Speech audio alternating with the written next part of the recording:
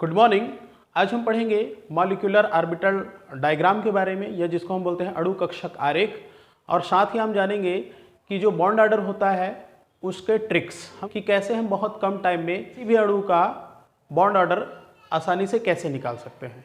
तो चलिए शुरू करते हैं आज की क्लास। चलिए आइए देख लेते हैं किसी भी अणु का मॉलिक्यूलर ऑर्बिटल डायग्राम जो है वो कैसा बनता है। जैसे मान लीजिए हम उदाहरण ले लेते हैं यहाँ पे N2 का।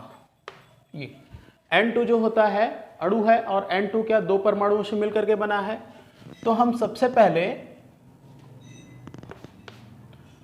हम एक नाइट्रोजन परमाणु का इलेक्ट्रॉनिक विन्यास निकाल लेते हैं। नाइट्रोजन का कितना होता है 7, ये हो जाएगा 1s2 2s2 और 2p3 इस तरीके का। ये नाइट्रोजन परमाणु का है, अणु का नहीं है, ध्यान रखेंगे, नाइट्रोजन परमाणु का। और जो N2 अणु है, नाइट्रोजन अणु है, वो दो नाइट्रोजन परमाणुओं से मिलकर के बना हुआ है। तो जो एनर्जी डायग्राम होता है इस तरीके का होता है। एनर्जी डायग्राम हमको बुक में मिल जाता है देखने को। अब इसमें से आप देख लीजिए कि जो कोने पर होंगे इस साइड में और इस साइड में जो है, ये होते हैं आपके एटॉमिक ऑर्बिटल्स, ये होंगे परमाणु कक्षक। इधर जो है ये भी आपके होंगे एटॉमिक ऑर्बिटल्स या परमाणु कक्षक। और बीच में जो आपको डिब्बे दिख रहे हैं ये होते हैं आपके मॉलिक्यूलर ऑर्बिटल्स। और जैसा कि हम जानते हैं ये दोनों परमाणु कक्षकों से मिलकर के क्या बनेगा, आपका मॉलिक्यूलर ऑर्बिटल बनेगा, अणु कक्षक बनेंगे इस तरीके का। तो ये होता है मॉलिक्यूलर डायग्राम की जो संरचना है वो इस तरीके का होता है। अब इसमें देख लीजिए जो नाइट्रोजन परमाणु है कौन से होंगे, इस कोने वाले और उधर कोने वाले। तो यहाँ पर हम नाइट्रोजन कौन सा है, हमारा N है, N परमाणु है, और N का कितना होता है 7 होता है। तो ये 7 इलेक्ट्रॉन्स या उसका कॉन्फ़िगरेशन जो है हम यहाँ पे डाल देते हैं। तो ये क्या हो जाता है, ये होगा आपका 1s, ये होगा आपका 2s, ये होगा आपका 2p। 1s में कितने हैं 2, 2s में 2 और 2p में 3। ये उसका इलेक्ट्रॉनिक विन्यास हो गया। सेम इधर जो परमाणु रहेगा इधर भी एक n रहेगा ये, और उसका भी इलेक्ट्रॉनिक विन्यास यहाँ पे करें तो क्या हो जाएगा, ये 1s2 2s2, ये हो जाएगा आपका 2p3। यदि हुंड के अनुसार इनको भर दें तो ये 2 इलेक्ट्रॉन यहाँ आ गए, 2 यहाँ आ जाएंगे, इधर 3 है तो 1 2 और 3। उसी तरह इधर के जो एटॉमिक ऑर्बिटल्स है ये, इसमें यदि हम देखें तो ये 1s2 है, 2 इलेक्ट्रॉन यहाँ आ गया, ये 2s2 है, 2 इलेक्ट्रॉन यहाँ पे, ये 2p3 है, 1 इलेक्ट्रॉन यहाँ, 1 यहाँ पे, 1 यहाँ पे, इस तरह से। अब इन दोनों, ये किसका विन्यास है, परमाणु का। अब ये दोनों जो परमाणु होता है वही मिलकर के क्या बनाएंगे, वही मिलकर के बनाएंगे आपके N2 नाइट्रोजन अणु को, और यहाँ पे बनेगा उसका आरेख जो है, एनर्जी डायग्राम जो है। अब ये कैसे होता है देखिए, तो N2 का जैसे हमने इलेक्ट्रॉनिक विन्यास निकाला, अब वैसे हम क्या करेंगे, N का जैसे हमने निकाला वैसे अब हमको क्या करना है, जो N2 एटम है, सॉरी जो N2 मॉलिक्यूल है उसका हम विन्यास निकाल लेते हैं। तो इसका विन्यास कैसे निकलेगा, अब ये देख लेते हैं N2, ये हो गया अणु। अब इसका हम विन्यास निकालेंगे तो ये कैसे हो जाता है देखिए, ये हो जाएगा आपका सिग्मा 1s, उसके बाद आता है आपका सिग्मा 1s एंटी बॉन्डिंग, फिर आता है आपका सिग्मा 2s, फिर होगा सिग्मा 2s एंटी बॉन्डिंग, फिर उसके बाद आता है आपका पाई 2px, फिर पाई 2p y, सॉरी ये होगा y, उसके बाद सिग्मा 2pz, उसके बाद आ जाता है फिर से आपका पाई 2px, पाई 2py और सिग्मा 2pz। ये x, ये y और ये z बॉन्डिंग होंगे, और ये आपके हो जाते हैं एंटी बॉन्डिंग, इस तरीके का। जो मॉलिक्यूलर ऑर्बिटल्स होते हैं उसमें इलेक्ट्रॉन्स कैसे भरते हैं, इस एनर्जी लेवल में भरते हैं, इस क्रम में भरते हैं। और हमारे पास कौन सा है, N2 है, N2 में कितना होगा 14 इलेक्ट्रॉन। तो अब इसमें उसके हिसाब से भर दीजिए, तो ये हो जाएगा 2 2 4 2 6 2 8 8 2 10 2 12, और ये हो गए 2 14 इलेक्ट्रॉन। ये जो है वो खाली रहेंगे, तो इनका कोई मतलब नहीं है, या तो इसको आप हटा दीजिए या रहने दीजिए। तो ये 14 इलेक्ट्रॉन हमने भर दिए। अब यहाँ पे आप देख लीजिए इसमें बॉन्डिंग कितना है, बॉन्ड ऑर्डर निकाल लीजिए इसका, NB माइनस Na/2। अब यहाँ पे देख लीजिए बॉन्डिंग कितना है, तो ये आपका बॉन्डिंग, ये बॉन्डिंग 4 और ये 2 6 2 8 और 2 10। तो 10 इसमें बॉन्डिंग है और एंटी बॉन्डिंग 2 और 2 4 एंटी बॉन्डिंग बटा ये हो जाएगा 2। इसको भाग भी हल करिए, क्या हो जाएगा 6/2 भाग गया आ गया 3। तो इसका बॉन्ड ऑर्डर कितना हुआ आपका, N2 का बॉन्ड ऑर्डर हो गया आपका 3। अब ये तो हमने बॉन्ड ऑर्डर निकाल लिया, अब क्या करना है, इसी को हमको कहाँ भरना है, एनर्जी डायग्राम में, यहाँ पे मॉलिक्यूलर जो ऑर्बिटल डायग्राम होता है इसमें भरना है। अब आप देख लीजिए, तो सबसे पहले देखिए हम यहाँ पे देख लेते हैं कि कौन कौन से कक्षक है। तो ये होगा आपका 1s कक्षक, कौन सा वाला, सिग्मा, और बॉन्डिंग ऊपर वाला जो रहेगा वो क्या होता है, ये भी सिग्मा होगा और एंटी बॉन्डिंग, और क्या होगा 1s।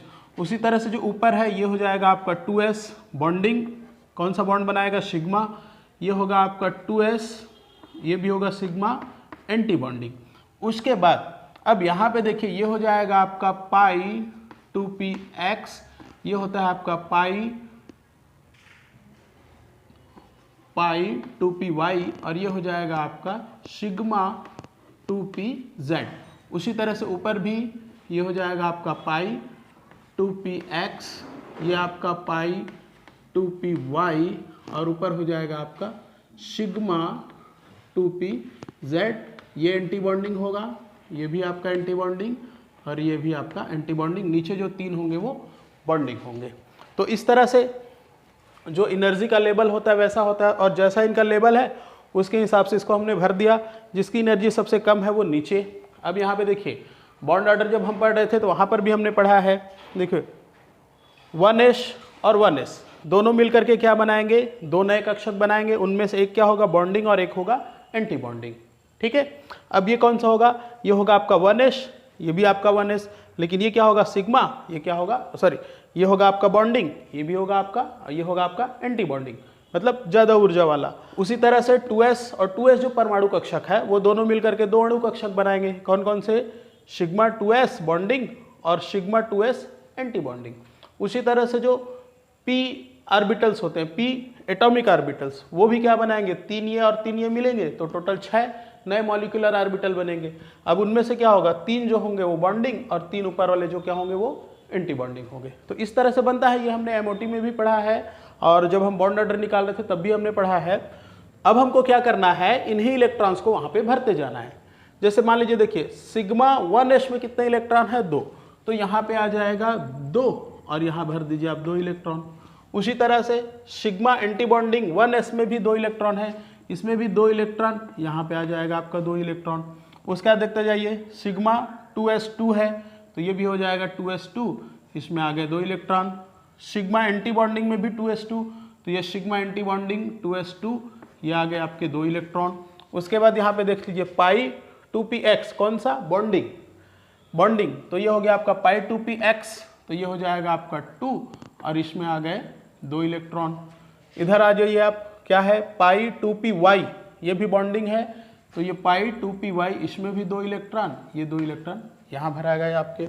उसके बाद क्या है, सिग्मा 2pz, इसमें भी 2 इलेक्ट्रॉन है, तो ये सिग्मा 2pz है, इसमें भी 2 इलेक्ट्रॉन होगा, और ये आ जाएगा आपका यहाँ पे इस तरीके का।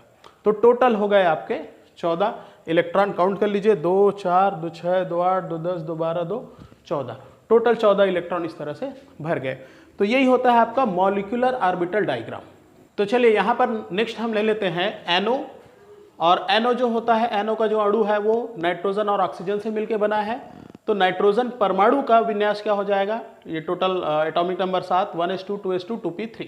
उसी तरह ऑक्सीजन का विन्यास क्या हो जाएगा, total electron 8, 1s2 2s2 2p4। अब ये जो एटम्स है इनको क्या करना है, तो ये जो होते हैं क्या होते हैं आपके एटॉमिक ऑर्बिटल्स। तो यहाँ पर जैसे ये नाइट्रोजन है, नाइट्रोजन का कितना होता है 7, तो इसको हम यहाँ पे भर देंगे। ठीक है, दूसरा कौन सा है हमारा, ऑक्सीजन, तो इधर हम ले लेते हैं ऑक्सीजन, यहाँ पर ले लेते हैं ऑक्सीजन, ये कितना हो गया 8। अब इसका विन्यास यहाँ पे बना दीजिए, 1s2 2s2 2p3, तो ये 3 क्या हो जाएगा, ये हो जाएगा 4, और यहाँ पे आ जाएगा एक पेयर्ड इलेक्ट्रॉन इस तरीके का। और जो बीच का होगा क्या होगा, मॉलिक्यूलर ऑर्बिटल होगा, और कौन सा मॉलिक्यूल, NO, ये NO का विन्यास होगा। अब वो कैसे भराएगा उसको देखेंगे। तो उससे पहले हम क्या करते हैं, NO जो अणु है उसका विन्यास देख लेते हैं। तो अब यहाँ पे एक चीज़ आप ध्यान दीजिए, इसमें इलेक्ट्रॉन की संख्या 14 से ज़्यादा है। अब जब 14 से ज़्यादा होती तो क्या होता है, जब 14 से ज़्यादा होगी तो ये जो आपका X और Y है उसकी जगह पे कौन आ जाएगा, ये चला जाएगा 2pz वहाँ चला जाएगा और वो जो कहाँ आ जाएगा, इसकी जगह पे आ जाएगा। यहाँ पे क्या था, पहले xy था बॉन्डिंग, अब क्या आ गया यहाँ पे 2pz, और यहाँ पे क्या था 2pz था, तो ये आ गया यहाँ पे 2px और 2py बॉन्डिंग ऑर्बिटल्स। ठीक है, और बाकी जो है हमारा ज्यों का त्यों है। तो जैसे इसमें हमने चेंज किया, यहाँ पर भी चेंज हो जाएगा। देखिए यहाँ पर जो xy है इन दोनों की जगह पे आ जाएगा z, और ये जो xy है वो कहाँ चला जाएगा, z की जगह पे चला जाएगा। पहले यहाँ पे क्या थे, x और y थे, तो अब यहाँ पे क्या आ जाएगा, यहाँ पे आ जाएगा आपका सिग्मा 2pz यहाँ आ जाएगा, और 2pz कहाँ था, यहाँ पर था, और xy यहाँ पर थे, तो अब xy यहाँ चले जाएंगे, तो ये हो गया आपका पाई 2px, और इधर का हो जाएगा आपका पाई 2py। इस तरह से बॉन्डिंग ऑर्बिटल्स। अब उसी के हिसाब से यहाँ पर अब 15 इलेक्ट्रॉन को यहाँ पर पहले भर देते हैं, उसके बाद फिर वहाँ पे भर लेंगे।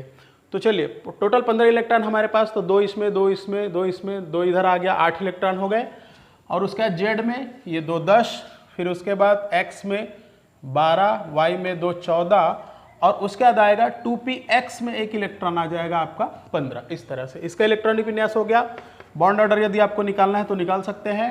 टोटल बॉन्डिंग कितने होंगे, 10 बॉन्डिंग, और एंटी बॉन्डिंग 4 और 1 5 एंटी बॉन्डिंग, ये हो गया बटा 2। आगे इसको सॉल्व कर दीजिए, तो 5/2 भाग कीजिए, तो यह आ जाएगा 2.5। इस तरह से तो NO का कितना आता है आपका बॉन्ड ऑर्डर 2.5।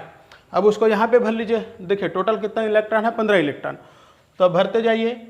सिग्मा 1s2 में 2, एंटी बॉन्डिंग 1s2 में 2, फिर उसके बाद sigma 2s2 bonding, sigma 2s2 anti bonding, ये sigma 2s2 anti bonding 2 electron यहाँ पर भी। उसके बाद यहाँ पे देखिए, यहाँ पे क्या है आपका सिग्मा 2pz, टोटल 2 इलेक्ट्रॉन। तो अब देखिए यहाँ पर हमारा भी हमने वही लिया है सिग्मा 2pz। अब इसमें आ जाएगा आपका 2 इलेक्ट्रॉन, यहाँ लिख दीजिए और 2 यहाँ भर दीजिए ऐसा। अब इसके बाद क्या है आपका पाई 2px, इसमें 2 इलेक्ट्रॉन, तो पाई 2px ये आपका यहाँ 2 इलेक्ट्रॉन, ये इस तरह से इसको भर दीजिए। और आपका पाई 2py इसमें भी 2 इलेक्ट्रॉन, ये यहाँ भर दीजिए, ये इस तरह से। और देखिए एंटी बॉन्डिंग पाई एंटी बॉन्डिंग 2px में 1 इलेक्ट्रॉन, तो ये एंटी बॉन्डिंग है पाई 2px, यहाँ आ जाएगा आपका 1 इलेक्ट्रॉन इस तरीके का। तो ये ऐसा होता है इसका आपका NO का मॉलिक्यूलर ऑर्बिटल डायग्राम। बस आपको ये ध्यान रखना है कि 14 से कम होगा तो उसकी संरचना क्या है, 14 से ज़्यादा होगा तो उसकी संरचना क्या है, वो हमने पिछली क्लास में डिटेल में डिस्कशन किया था कारण सहित। तो वो आपको सीरीज को याद रखना है कि कब XY की जगह Z आएगा और Z की जगह कब XY रहेगा, इसको बस ध्यान दीजिए। और जो भी इलेक्ट्रॉन है बस इस विन्यास के अनुसार भरते जाइए, और वही जो सेम का सेम यहाँ पे आपको केवल कॉपी पेस्ट करना है और कुछ नहीं है। जो टेबल आपका बना रहेगा उसमें आपको जाके कॉपी पेस्ट कर दीजिए, आपका मॉलिक्यूलर ऑर्बिटल डायग्राम बन गया। ठीक है, चलिए तो इस तरह से आप और बहुत सारे अणुओं का प्रैक्टिस कर सकते हैं। इसके बाद हम देखते हैं बॉन्ड ऑर्डर निकालने के शॉर्ट ट्रिक्स, कैसे हम कम टाइम में बॉन्ड ऑर्डर जो है वो आसानी से कैलकुलेट कर पाते हैं।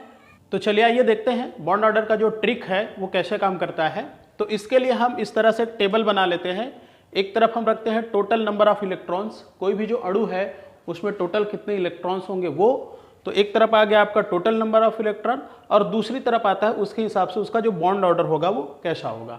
अब इस टेबल में एक चीज़ आप ध्यान दीजिए, ये जो 14 नंबर है ये होता है आपका बॉर्डर लाइन, इसको आप बॉर्डर मान लीजिए। और जैसे जैसे हम पीछे चलते जाते हैं, जैसे इलेक्ट्रॉन्स कम होते जा रहे हैं, जैसे देखिए 13 12 11 10 9 कम हो रहा है इलेक्ट्रॉन, तो वैसे वैसे जो इनका बॉन्ड ऑर्डर है वो भी कम होता है। इसमें कमी होती है 0.5 की कमी होते जाती है इस तरह से। जैसे 14 के लिए 3 है तो 13 के लिए जैसे 1 इलेक्ट्रॉन कम हुआ तो इसमें 0.5 की कमी हो जाएगी, और ये 3 की जगह हो जाएगा 2.5। वैसे फिर 1 इलेक्ट्रॉन कम हुआ 12 हो गया तो फिर इसमें 0.5 की कमी हो जाएगी ये, और ये हो जाएगा 2।